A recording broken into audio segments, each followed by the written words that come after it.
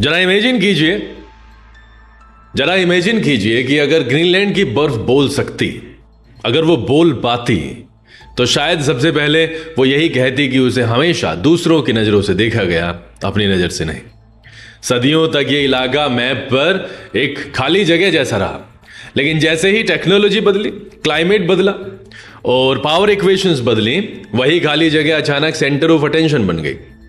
और यहीं से प्रॉब्लम्स भी शुरू होती हैं, क्योंकि जब कोई जगह अचानक इंपॉर्टेंट बनती है तो वहां रहने वाले लोग अक्सर सबसे बाद में ही सुने जाते हैं।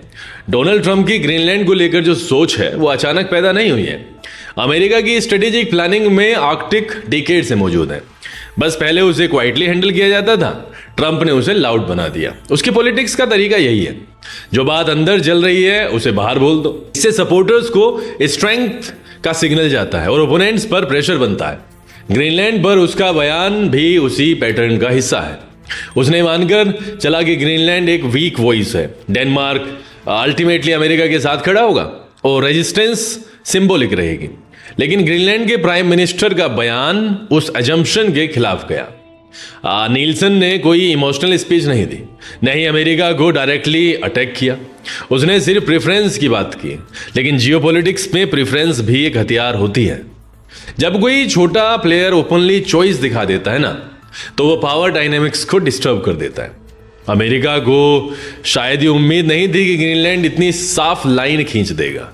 अब यहां साइकोलॉजी बहुत इंपॉर्टेंट हो जाती है। ट्रंप के लिए ये सिर्फ स्ट्रेटेजिक डिसएग्रीमेंट नहीं है, ये अथॉरिटी को चैलेंज है, और ट्रंप अथॉरिटी चैलेंज को बहुत पर्सनली लेता है। इसलिए उसका जवाब कोल्ड डिप्लोमेटिक नहीं, बल्कि डिसमिसिव और वार्निंग टोन में आया। That's their problem.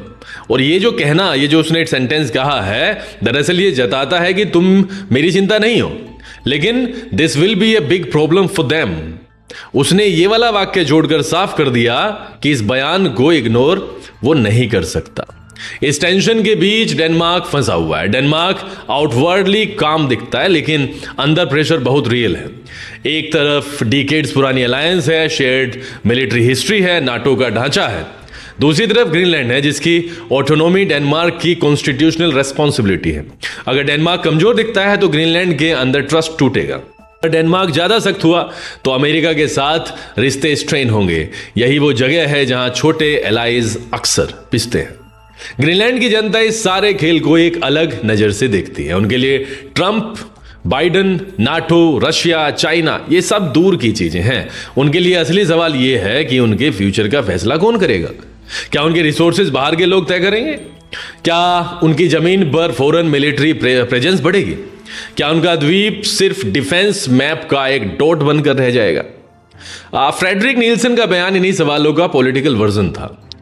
अब इस पूरी कहानी में रशिया और चाइना का रोल सटल है, लेकिन डेंजरस है। रशिया ओपनली आर्कटिक मिलिटराइजेशन कर रहा है और उसे कोई शर्म नहीं है ये कहने में कि आर्कटिक उसकी स्ट्रेटेजिक प्रायोरिटी है।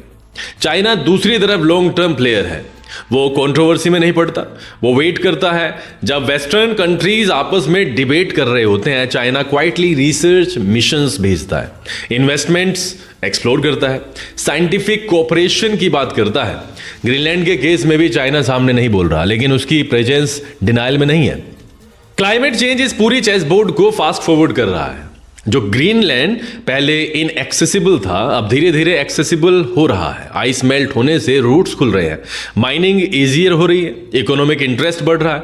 इसका मतलब यह है कि आज जो डिसीजन लिया जाएगा उसका असर 20-30 साल तक रहेगा। ट्रंप जैसे लीडर्स फ्यूचर को करंट पावर से लॉक करना चाहते हैं। ग्रीनलैंड रेजिस्टेंस उसी लॉक के खिलाफ है। अब जरा बिगर पिक्चर देखते हैं। वर्ल्ड वॉर के बाद जो इंटरनेशनल सिस्टम बना था वो आइडिया बेस्ड था, सोवरेनिटी, कंसेंट, अलायंसेस। लेकिन आज धीरे धीरे वो सिस्टम पावर बेस्ड होता जा रहा है। ग्रीनलैंड का मुद्दा इसी ट्रांजिशन का सिंबल है। सवाल ये नहीं है कि अमेरिका टेक्निकली क्या कर सकता है, सवाल ये है कि मोरली और पॉलिटिकली दुनिया उसे क्या करने देगी। ग्रीनलैंड ने अभी तक कोई रेबेलियन नहीं किया, कोई प्रोटेस्ट नहीं हुआ, कोई एक्सट्रीम कदम नहीं उठाया, लेकिन वर्ड्स बोले जा चुके हैं।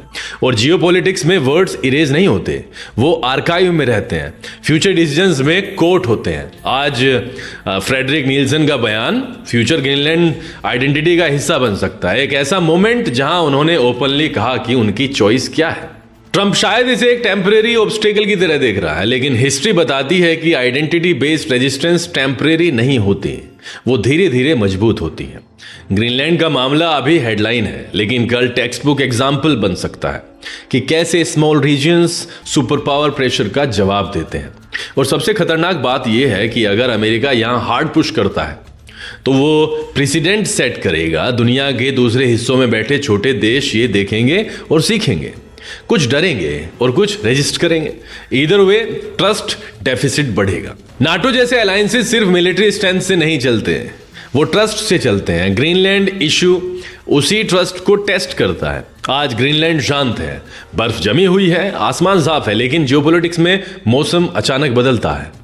स्टेटमेंट्स स्टॉर्म बन जाते हैं, वार्निंग्स वेव्स बन जाती हैं, और जब स्टॉर्म आता है तो सबसे पहले छोटे द्वीप ही हिलते हैं।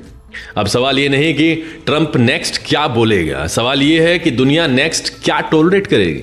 ग्रीनलैंड की कहानी अभी आधी भी नहीं हुई है।